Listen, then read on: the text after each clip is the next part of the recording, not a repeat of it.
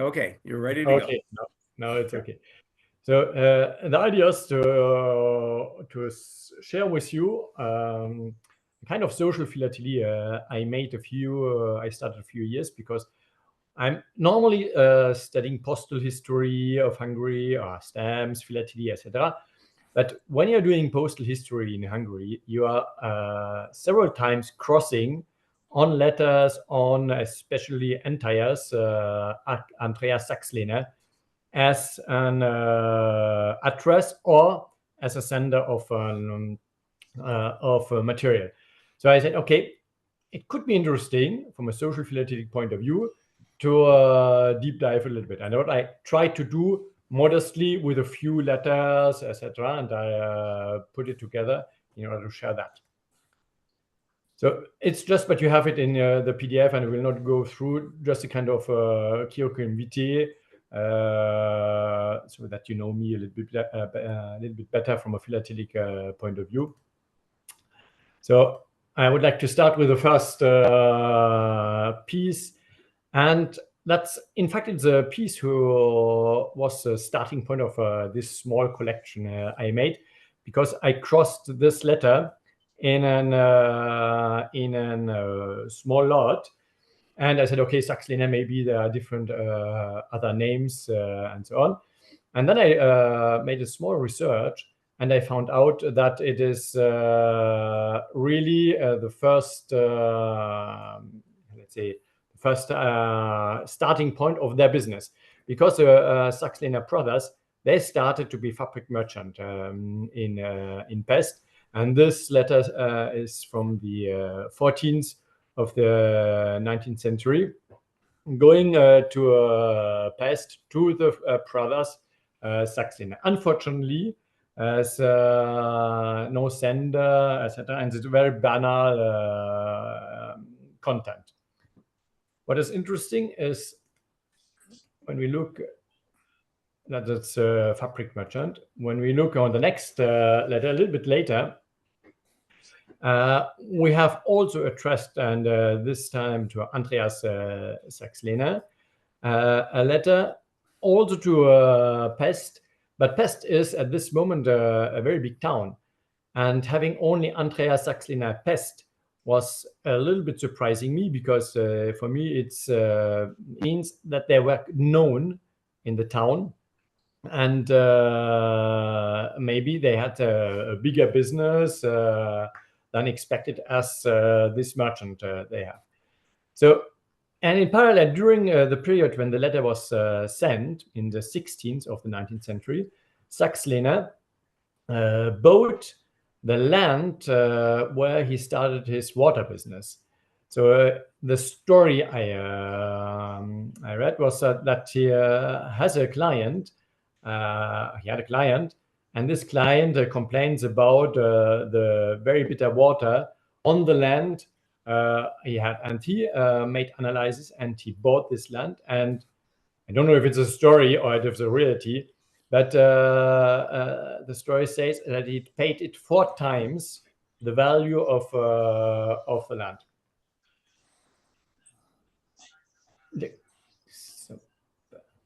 And here is the first picture I found of in French, of the company Hunyadi Janos.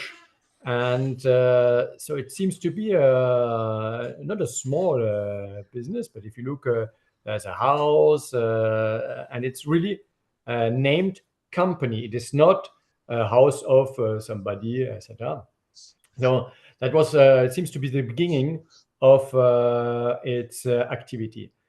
What I tried to set a little bit is, if we look this different the years coming for Saxlehner, it is really becoming a big company, and a big company with really how can I say it, modern ways of making business, with marketing, with technical stuff, etc. So I brought together a few of these elements in order to show, from a business point of view, how we can look the Saxlehner company.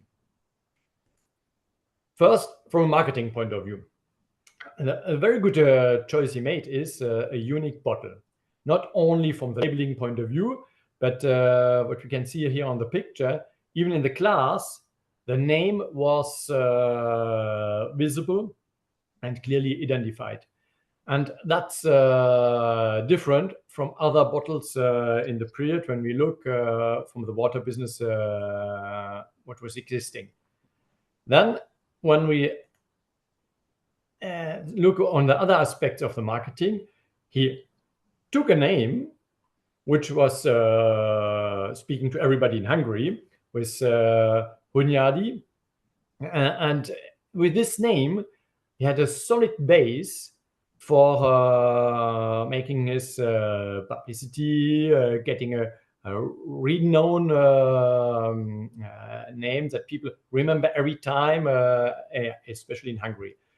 But what's also interesting is a common name. Janusz Hunyadi is a common name, but he got a protection of his brand with his name. I think today it will be very complicated to get that, but at this moment he made a very good job from this point of view. And when we look in a few official documents, he protected very, very heavily across different countries his brand. And here I found in the French archives decisions from the Paris court, etc., which was really showing that he was looking in different countries how to protect and how to get across the courts, how can I say it, the confirmation that his brand is protected, that nobody can take, that nobody can try to copy it, which was very modern if we look to a lot of other companies at this moment, especially in Europe. And it was across the world. He went country to country with the same approach.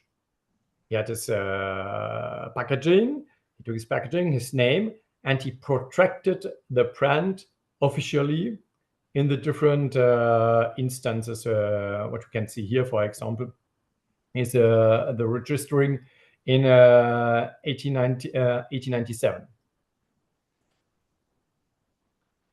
And with his strong brand, he started to make a very, very strong building of the values around the brand. And two of the biggest values he promoted was the well-being, looking to the medical benefit of its brand, but also underlying that is a very natural water, that a lot of doctors, a lot of physicians giving positive feedback, etc. And that's really a very strong value he's promoting across the different countries, exactly in the same way, with the same approach. So what we see here from a physical point of view is a private post stationery. I don't know if you know, in Germany, during the 19th century, it was possible that private post services were created in different towns, and normally they were only for local post services. But Saxlehner was very, very well informed, and he exploited this private postal service very, very well. So here we have an example of Offenbach. It's a mid-sized town close to Frankfurt in Germany, and he printed the existing official stationaries, which you have here the value. He has had people in different towns printing on the backside his publicity, and then it was distributed in the town. And normally he was not allowed to do that, because normally it was only possible to use his services if you are based in the town where you put the letters or the stationers in the box, in the postal box. And he exploited that very, very heavily. So here you have two examples. There was a private company in a town very close to Berlin, Spandau. At this moment, it was independent. And the Spandau Postal Service has affiliates in different other countries in the eastern part of Germany, in Prussia.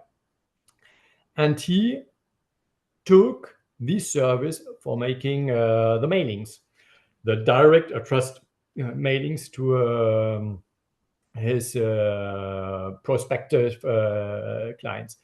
And you can see he very openly put Budapest as his address and used these private postal services in the eastern part of Germany. And you have here to Charlottenburg, close to Berlin, was not Berlin at this moment, and Stettin. If you look on a map, it's much far in the north of Prussia, where the Spandau courier service was also allowed to distribute post. So what was the process was they took the different letters addressed to Stettin, they put them together, they went to Stettin, and then it was distributed in Stettin. And the messages were always the same, always claiming the benefit of the Hunyadi water, always claiming that doctors are really seeing the value of using this water. And he used also very official documents linked to medicine. Here you have the document of an exposition dedicated to hygiene and other medical activities. And he was in this catalog referented. And you can see he put a representative, Franz Förk, in Berlin as address. So he started also to create a network of representatives in different towns. At the beginning, it was for sure in the Central Europe, Germany, Austria, etc. But you can see it more and more. He made this in the same approach. We see a little bit later to even to Australia, for example, with this building this network. What was also important, he understood very well, is the quality and to master the quality of his activity. So you have seen he has very specific bottles. So he tried to get the bottles back and to reuse them. And so he built, he invented, because he has a patent of this machine you can see here, he invented a machine for cleaning the bottles. And this was for him very important because same thing, he can ensure that the bottles are cleaned, that when he reuses them, he can control the quality of the bottles, which are coming back, etc., that are not broken or something like that. And with this machine, he automatized what was before manual in an industrial way, which was necessary because if you look the big business he developed, the number of bottles he filled, it was a condition to succeed. Now this is his machine installed in the factory, where in the filling area where he had his business. What he done also, and I just saw that in my text, he published very regularly the results of the chemical and the physical analysis, because as he was convinced, and making the marketing around that, that the different components of the water are giving health, providing health feeling to his consumers, it was for him important to show that these chemical compositions are well controlled and maintained at the same level. The big change of marketing he had, from my point of view, was the emission of the stationaries for the 1000th year jubilee of Hungary. Because you know very well, there was this Hunyadi János site of these stationaries, and he printed his publicity directly on the stationery. And probably a lot of us have these cards in our collection, and he sent it across, especially to the US. And he prepared them very well, because by state they were pre-printed, and he just fulfilled then the names of the people who were contacted from him. Very professional. We have hundreds of cards, hundreds of names across different states in the US. So that it was for him a big booster in his marketing. We have other types of pre-printed material, either from Hungary for sure, but also in this case from the US, in different other countries, in different letters. He used other supports for his marketing. So here we have a postal card from Bordighera in Italy, sorry. And if we look at it close, we see his publicity on the small tramway they had in this small town. Here is a postal card from France, and you can see on the right side and on the left side of the entry of the town, Hunyadi János water. It is not a big town; it's a small place in France, and you see the direct competitors, Vichy Waters and Hunyadi Waters, close and on both sides of the entry of La Fère, which is in the department of l'Aisne, if you like to see it in details. For sure, Paris, very important market. He had publicity, and I found this postal card showing on the ship, same thing, Hunyadi János water publicity. So there's a tourist boat which is traveling very, very regularly in Paris around the different places. So probably often seen during this period. It was not all. He also made indirect publicity. Here I have two books addressed for children. So with small stories in, with small musics and etc. With poesy,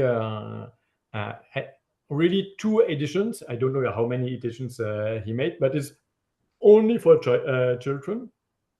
And for sure, the idea was if the children get these books for free, the parents will probably be exposed also to Saxlehner publicity. I don't know them from I haven't had them in hands, so I don't know how the inside is designed, if there's specific publicity in or not. But one day I will see if I can get them. Yeah, and I would like to thank Paul for this card, because this stationery is showing the point of sale materials he's proposing to his agents. So you have on this postal card the proposal of different advertising materials, big ones, small ones, small papers, but also bottles which are empty, but which you can use in your store or in a place where you are selling the product to showcase the product. And even in this case, he has paper for packaging, repacking the bottles safe for the customers. So it's quite interesting that he's proposing that the different. In this case, it was in a pharmacy. Could make choices what they would like to have, and he's sending that back. He's probably also one of the first doing big events, and not only locally in Hungary or in Budapest. This was his stand, and you have seen maybe different postal cards. I have this one at the Universal Exhibition in Paris. When we look at this stand, it seems to be amazing. It seems to be gigantesque, but it's only water. But that's why I'm really impressed about these activities he created, and the different, the company created, because in 19th he was not living directly anymore. I'm sorry. So, but it was really a big marketing company for making this kind of events available. If we look at the distribution, he is distributing worldwide, but there are differences. For example, Germany was delivered directly.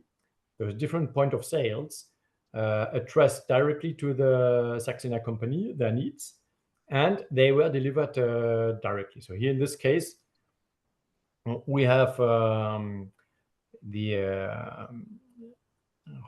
order coming from the Friedrich Flat sitting in Munich. And if we look the back side of the card, I think I have it here. Yes. And that's the answer coming back from Saxlehner saying, okay, 77 boxes were shipped today to your address. So direct delivery to the different point of sales here in this case in Munich. The payment was also done directly. So here in this case, I don't know why it is done by cash in a letter with declared value, because the postal cash payment would be 10 pfennig, meaning 20% cheaper than sending it by letter. But very clearly, on this letter we have on the top 270 marks, which was the value at this moment, send it to the Andreas Saxlehner company. And unfortunately, you cannot see directly here the sender, but same thing, it's a pharmacist in Hamburg who paid probably his invoice to the Saxlehner company. I mentioned distribution was worldwide, and he took agents. Here we have the case of Australia, but with a very strong same control about the brand, the roles and the responsibilities of its agents, and making the registration of its brand for him. So showing that it is a brand of Andreas Saxlehner Company of Budapest, even if somebody else is in charge to make the local business happening. So here we have a letter prepared, so pre-printed for sending informations back to the headquarters. I saw several of them from Australia, so without any content for sure. So we can imagine that there are probably regular reports, maybe with turnover, I don't know what, But as they are pre-printed, it was not only one time that they have sent it the information back. Other examples showing the worldwide network. This letter from the US is quite interesting because it is the sender is the Saxlehner company in New York, and is sent to one of the members of the family, Edmund Saxlehner, in London. So showing clearly the network was also managed by family members, which at this moment is probably the most trusted way he identified for doing that. Quite interesting letter from the franking point of view, and because normally it's they use classical stamps, but here it's a quite interesting franking. Other letter which is interesting for different reasons. First, from a postal history point of view, this letter sent it from Hungary to Canada is the 18th weight range. So I don't know exactly what was more in, because we'll go back to what was in this letter. But it's a very heavy weight, and it's sent to Canada and resent then internally. And why it was interesting from the content point of view, because no, sorry, I forgot. It shows also that Saxlehner performed the perfins usage for his company. So we have all in our collections the SAHG perfins. They're different on different values. A long time it was used. So here I show the one for Hint, which probably a little bit less common than the other ones. And then what was interesting was the content of the letter, at least what was in this letter. So it's clearly going to Toronto. The name, everything is aligned, and you can see there are stamps collected in. And if we look a little bit more, they are talking about stamp collecting. They have Saxlehner described that he could, if his partner, I don't know if it was his business partner or whatever, if he would like to have the lithographic stamps, he could look for getting them in Hungary. So quite interesting details, and for showing what is the difference, he included in this letter 2 examples. Left side, you can read 1871 and only short time in course for the lithography, and then 1872 for the classical Franz Josef stamp. So quite surprising. And honestly, it was a pure hazard that I got this letter. I bought it for the 18th weight range, but content, I think it's much more interesting that it's at least the 80 weight range. What was interesting also is that the Saxlehner Palace in Budapest, the old one, was becoming the Postal Museum until 2012. So for me, I haven't identified any link between Saxlehner and real professional philately or something like that, or sponsorship, etc. I haven't found nothing, but at least it's quite interesting to see that the building was used as a postal museum, and that we have a letter from Saxlehner talking about stamps. But probably pure hazard, nothing more consistent, but was for social philately always interesting.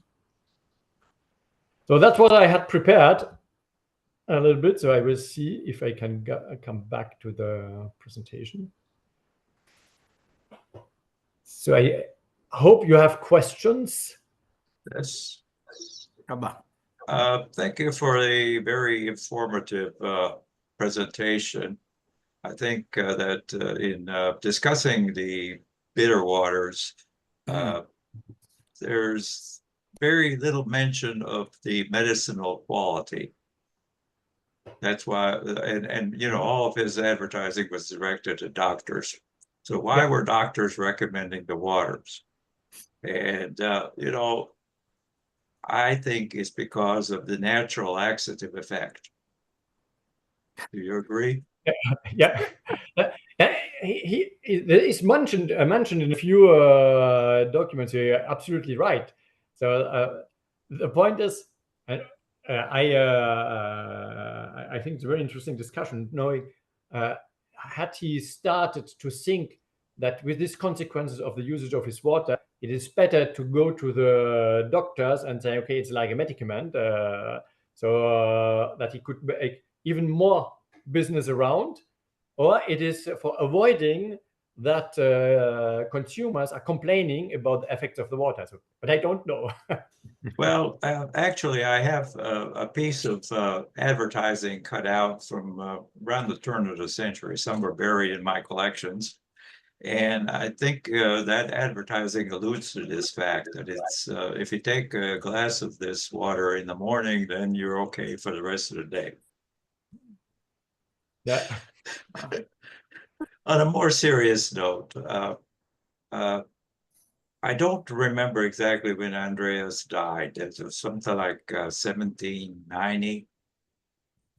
And his business continued on. His widow carried the business. Yes. And in 1900, there was a case before the U.S. Supreme Court about patent infringement.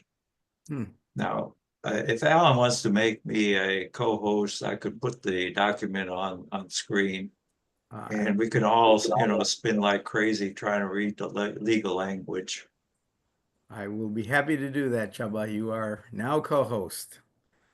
So you can go for it. You all set? All right, I'm all set. So Okay. I just have to share. find. There we go. Yeah. Hopefully, I'm getting the. We might not do it right. Do you get? I found this, and you're right. These court discussions are very interesting because, from my understanding, it is still a basis for decisions around brand protection, etc., etc.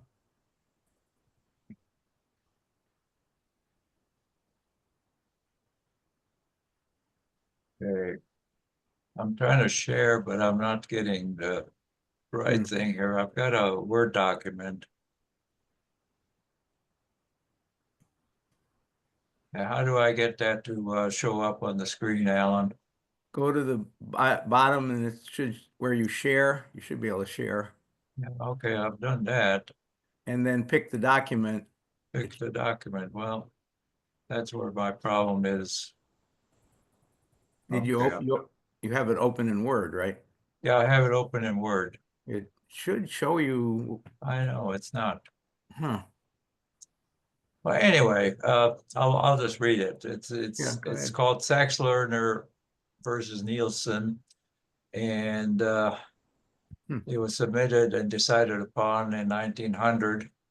And I read the legal jargon in all this, and I was spinning like crazy trying to figure out what it said.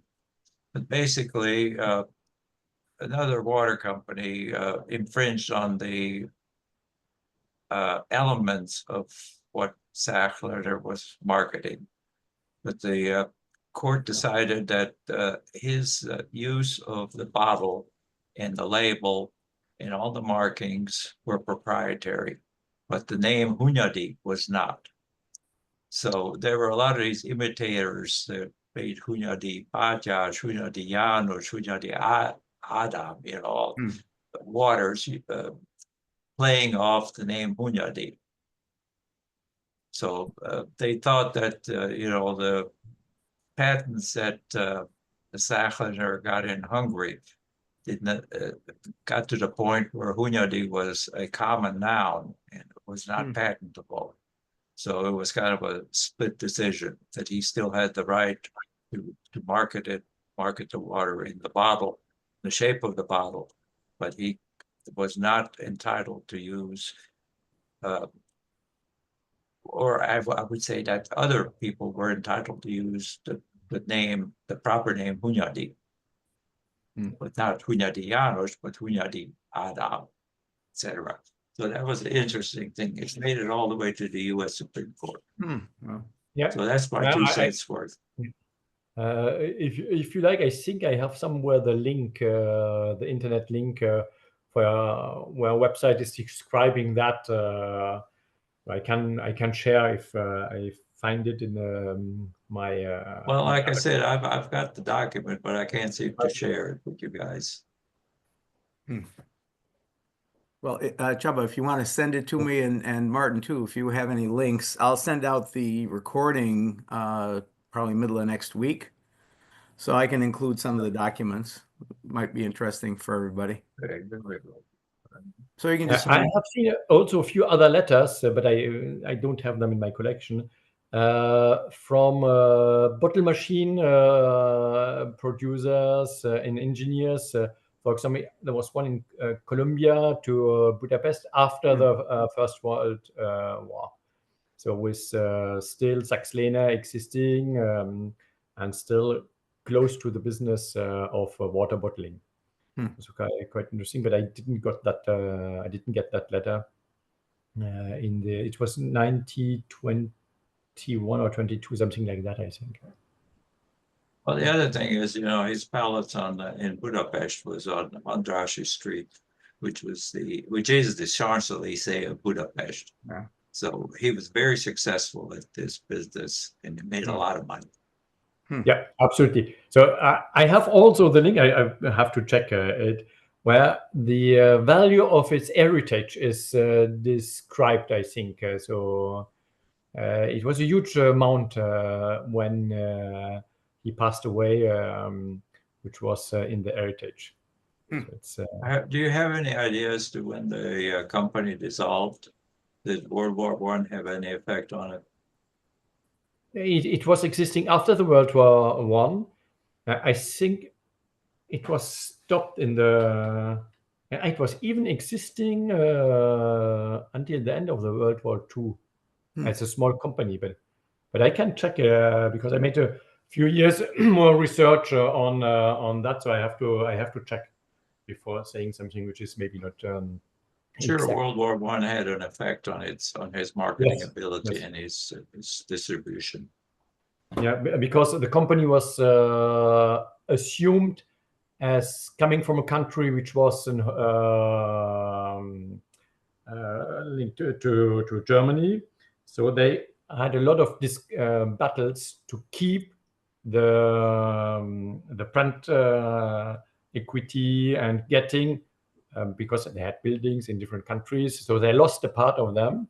But I think the company was still existing until the Second World War. But I have to check.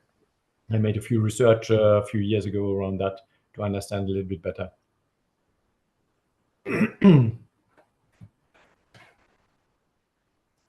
Excellent presentation. fascinating. Quick questions. One, with the Millennia cards, he used the Hunyadi one extensively. Do you have any idea of how many of the cards that he may have gotten a hold of and used? I don't know. I haven't seen any figure, but when I see how many cards we can see when we are looking in boxes on internet, etc., there should be a big number. But honestly, I don't know. I have no idea about that. My take on that was he bought up all the remnants when the cards went off sale.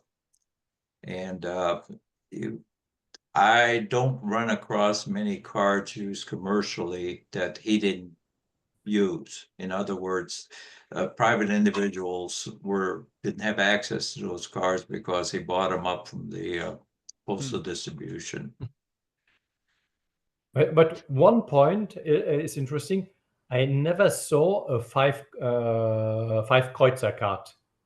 That is correct. I've already discussed this with Paul several discussions ago when I did the thing on the Millennium cards, that I have not seen any of the 5 cards or cards being used by Saxlehner.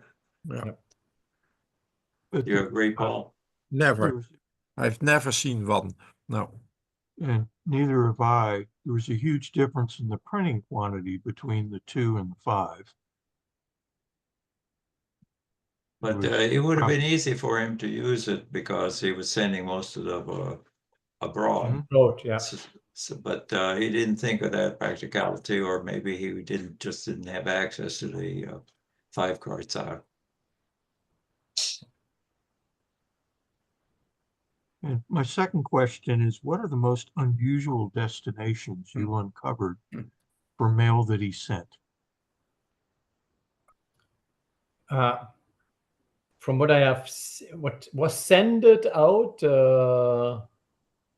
what I've seen was only the US, Canada for overseas, and then it was Europe. So I have not, for example, the Australia, I have only from Australia to Budapest. I haven't seen anything from Budapest to Australia from Saxlehner.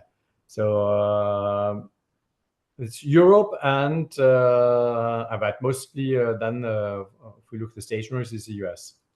So,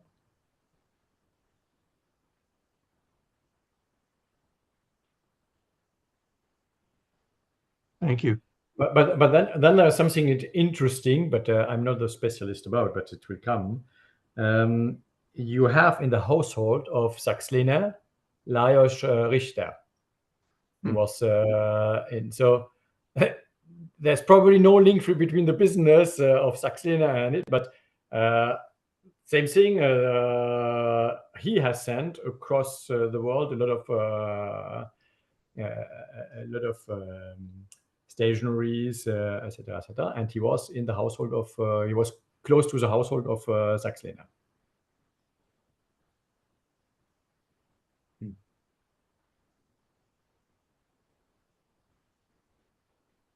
Well, Martin, it's fascinating presentation. Thank you. Thank you for hosting me, and really sorry for the issues with. Well, you made up for it with the presentations. That's right. Thank you. And we're glad we hung in there with you. Right. Thank you very much. Okay. Thank you. Any other questions, or I guess we're good.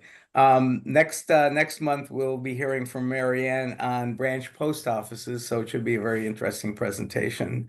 Hopefully you can all make it. But Martin, thank you again. Excellent. Thank you. Thank you. A lot of fun. I enjoyed that. All right. Have a good day. Thanks Have a very good- much. And Okay, a good bye-bye evening now. for the union guys. Bye bye. Bye-bye.